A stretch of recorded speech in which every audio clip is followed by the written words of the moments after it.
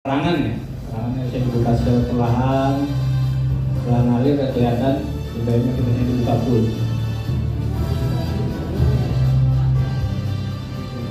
Selama pembongkaran muatan BBM, awak mobil tangki tidak diperkenankan meninggalkan lokasi tersebut.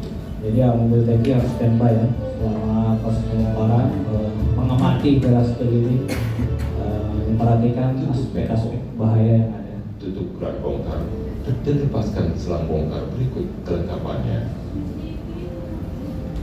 Setelah pembongkaran BBM selesai, laporkan kepada pengawas atau petugas SPBU.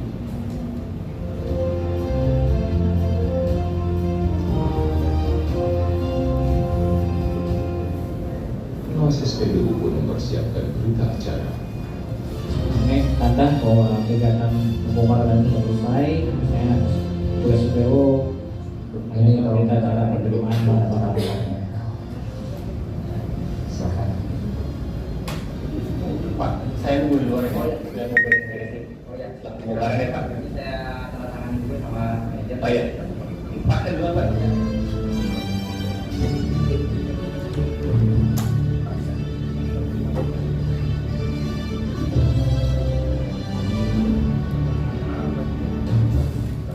Lepaskan grounding cable.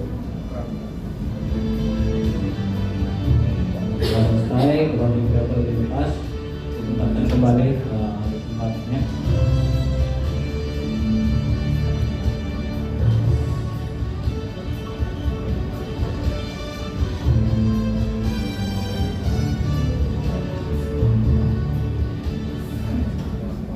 Mengaktifkan safety valve.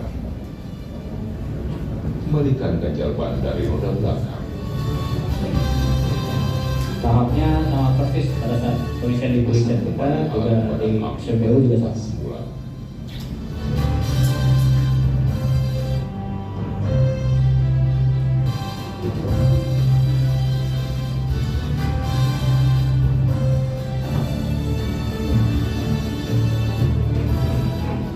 Mintakan kembali dokumen pengiriman BBM yang ditandatangani oleh pengawas SPBU. Nanti minta dokumen pengiriman, stempel, nah itu dibawa lagi nanti ke Jangan lupa memberikan pihak depot ucapan ya. terima kasih pada sebagai pengawas bukti bahwa proses pengisian sudah selesai dan diterima oleh yang transporter. baik dalam operasi kegiatan penerimaan dan pembongkaran BBM.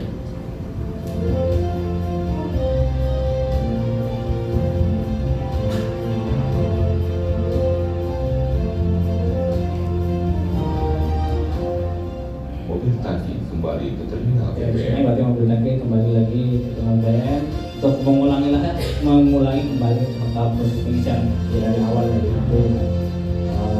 Jadi seperti inilah gambaran bagi awak mobil tangki Pertamina ya dalam kegiatan mereka sehari-hari terkait proses pengiriman bahan bakar dari depot hingga ke customer kami yang masih jauh-jauh di luar kota.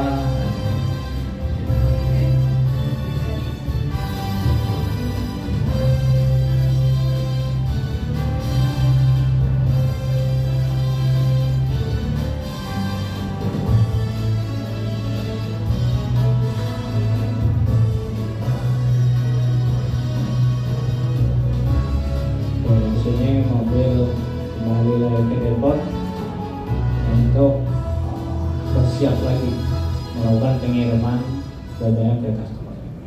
Mungkin sementara itu ya. Ini videonya panjang, cuman ini sudah di luar proses pengisian.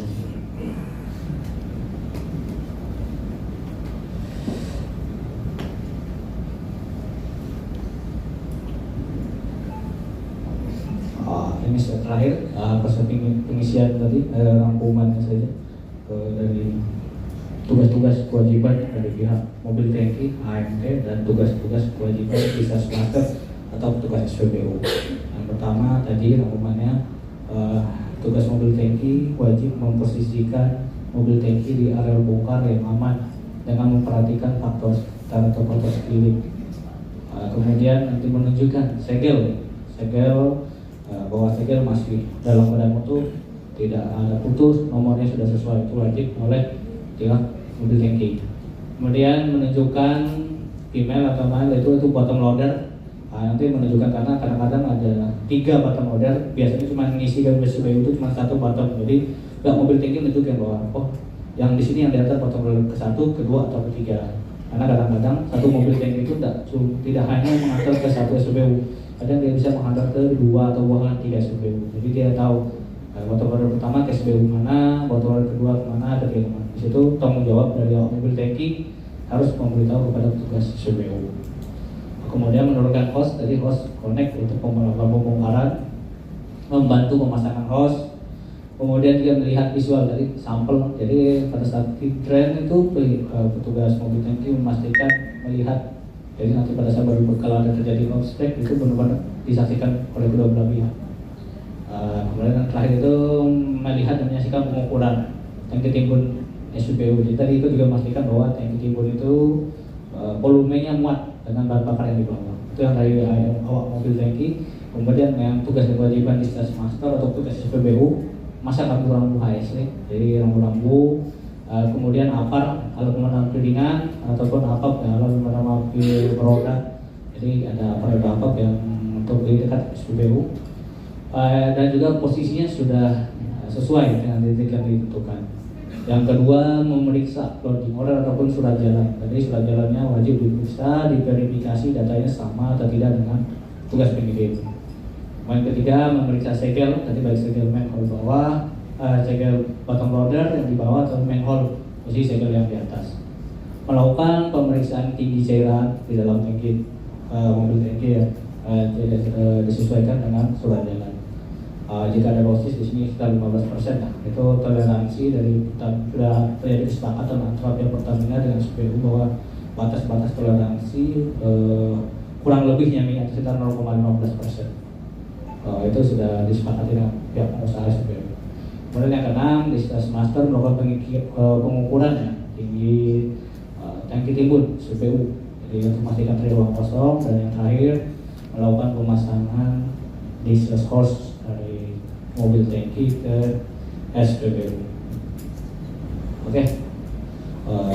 Mungkin demikian pemaparan terkait kegiatan proses pembongkaran BBM. Di sini kita ambil sampel yaitu di SPBU. Apa kalaupun ada yang jelas atau yang ditanyakan, saya persilakan. Oke, baik. Kaitan dengan materi kita di Just Good saat ini, tadi saya coba perhatikan untuk tangkinya sendiri belum melihat adanya kode UNADR Pak, Unit Number ADR itu 1202. Apakah memang tidak dipersyaratkan di Pertamina atau seperti apa Pak? Karena kan solar sendiri atau diesel termasuk di dalam dangerous good. Terima kasih Pak.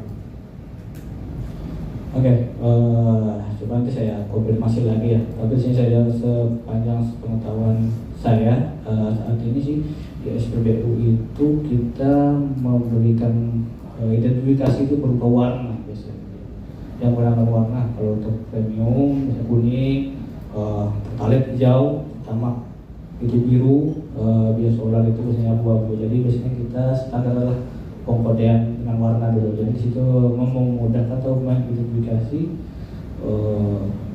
bahan-bahan itu apa isi dari tangki timbun tersebut. Jadi di sini sih sebenarnya kita mau pewarnaan itu antisipasinya tinggi, meminimalisir potensi terjadinya obstacle ataupun salah proses pembongkaran. Jadi di SPBU itu saat ini sih setahu saya sebatas sampai segitu, sampai mereka ditugaskan untuk supaya jangan terjadi ospek atau pembongkaran. Kalau kayak penomoran khusus mungkin saat ini sih saya belum ada saya temukan dari SPBU. Mungkin sementara itu Pak. Berarti Pak di tangki SPBU-nya sendiri ataupun SPBU-nya sendiri, apabila membawa barang BBM itu seperti yang Pak Haji bilang tadi kan, itu juga digolongkan harus ada antisipasi karena termasuk dalam dangerous good atau barang berbahaya. Jadi kalau di Pertamina sendiri itu Pak, contoh mobil tangkinya itu tidak ada pelabelan yang seperti dibilang Pak Haji tadi yang itu untuk Baik, makasih Pak. Untuk pelabelan ataupun kode bahan bakar berbahaya ya sebenarnya. Kalau di mobil tangki kita biasanya sediakan nanti ada gambar. Mungkin nanti pada saat di mobil tangki di lapangan kita ada kode ini bahan bakar rawan mudah terbakar. Itu biasanya ada kode. Ada standarnya kotak segi 4 tapi berbentuk kertas itu biasanya dikasih. Itu salah satu persyaratan HSE kita. Jadi di perjalanan pun kita jadi orang tahu ini bahannya korosi kah, mudah terbakar kah. Jadi dengan melihat tadi ya tanda tadi itu sudah misalnya diterapkan. Ya, termasuk juga tadi sama ya di timbun dan jangan juga ditempel lah untuk pengkodean. Mohon izin perkenalkan nama saya Iko Sujatno. Terkait dengan materi kita ini Pak tata cara pengangkutan. Pertanyaan kami yang pertama, kalau di Pertamina itu apa nama divisi ataupun unit yang mengurusin trafik ataupun driver yang pertama. Yang kedua, bagaimana Pertamina itu menyusun journey management plan-nya. Kemarin kami belajar tentang journey management plan, kemudian routing dari sisi trafficnya sendiri, bagaimana merencanakan perjalanan. Kemudian yang kedua, bagaimana skill dari driver sendiri terhadap angkutannya Pak, pengemudi. Maksud kami memang kalau mengemudi truk ini kan persyaratannya ini ya Pak, memiliki CP1. Di sisi lain, dari hari pertama kami belajar bahwa banyak kecelakaan yang berdasarkan data dari KSKD bahwa banyak pengemudi ini tidak memahami karakteristik kendaraan. Nah, kalau saya lihat Pertamina sendiri kan jenis truknya banyak ya, atau kebanyakan high ya. Nah, sejauh mana Pertamina mengedukasi para pengemudinya terhadap karakteristik kendaraan? Karena berdasarkan data KSKD kemarin yang disampaikan bahwa banyak kecelakaan truk terjadi itu khususnya untuk berbahaya pada knowledge dari drivernya terhadap sistem pengereman. Nah, ini menjadi penting. Bagaimana sistem edukasi dari Pertamina sendiri terhadap pengemudinya? Terima kasih. Baik, terima kasih Pak. Pertanyaan mungkin nanti lebih spesifik dijawab oleh kawan saya ya. Tapi mungkin saya sedikit saja kawan.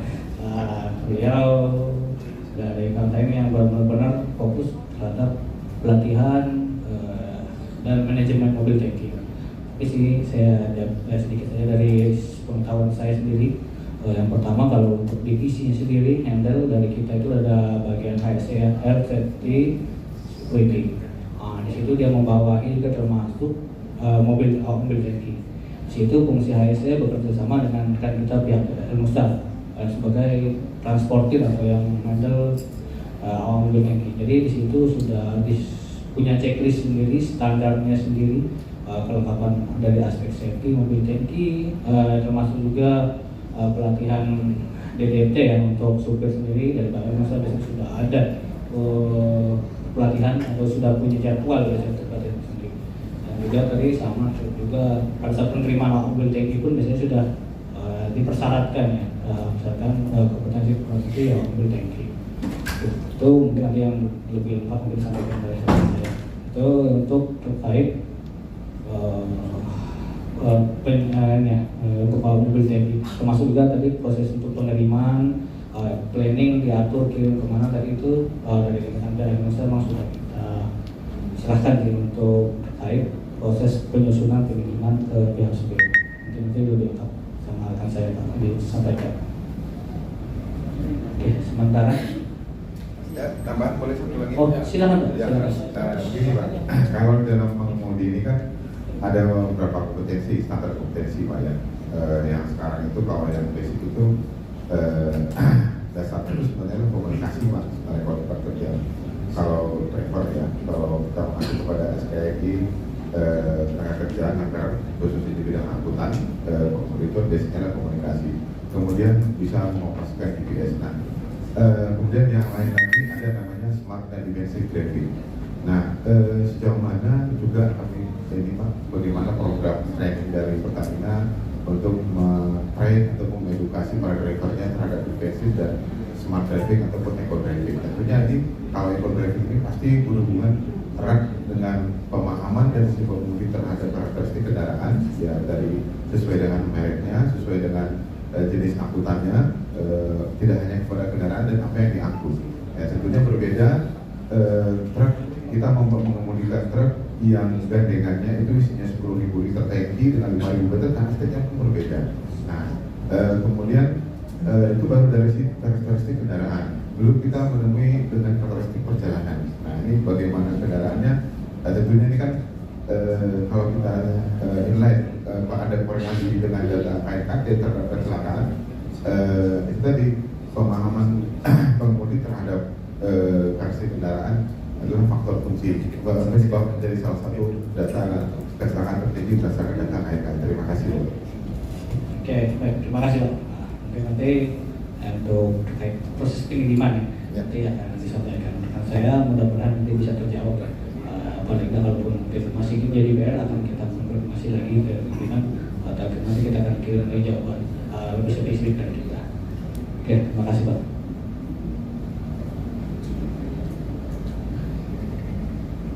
Oke. Saya rasa mungkin cukup ya terkait penerimaan dan pembongkaran. Mungkin nanti dari rekan saya menyampaikan untuk proses pengirimannya sendiri di perjalanan sampai ke tujuan. Saya silakan ke moderator. Izin Pak, ini karena udah jam 10, kita break dulu atau lanjut? Mau break dulu? Oke, kita break 15 menit, kemudian lanjut materi dari Pak Arif dari Elmusa ya. Terima kasih.